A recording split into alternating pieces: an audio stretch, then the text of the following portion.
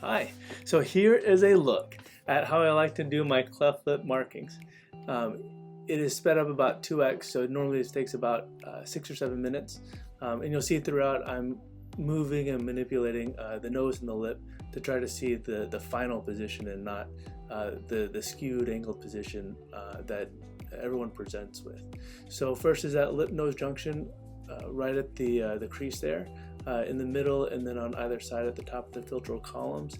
Here's the junction at the white roll between the vermilion and the cutaneous lip, and then the depth of the white roll where the convexity of the white roll becomes a concavity ascending up the lip.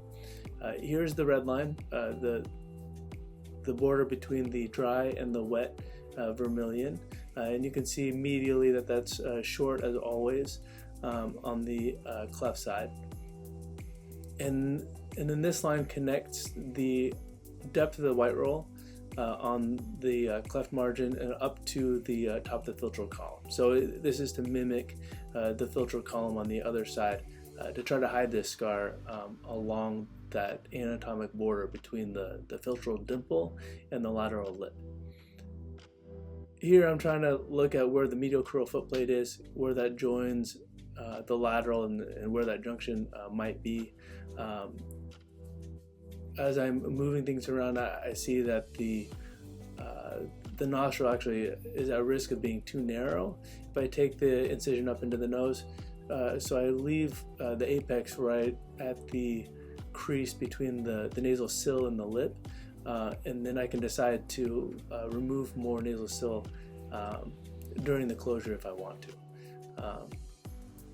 Here on the lateral lip is the red line again. I used a wet gauze and a dry gauze, and that helped show me the junction between the dry and the wet vermilion. And then I'm picking Nordhoff's point. So that's where the dry mucosa is usually about the tallest, and the white roll starts tapering out. And so again, at the convexity where it peaks up between the red and the cutaneous, and then the depth of the white roll above that. I left a little bit of extra mucosa to introduce into the medial element to give it some more dry vermilion, and then I'm connecting up here from the depth of the white roll to the apex, again leaving more skin that I can tailor and decide how tall that triangle is going to be once the medial lip is rotated down. Back cut here along the red line and a back cut along that depth of the white roll.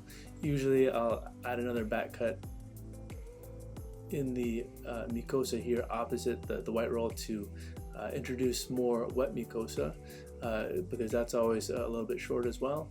And then I just need to tattoo some of the key marks so they don't get lost or wiped away accidentally. And that's it. Let me know if there's any questions, and I hope this is helpful.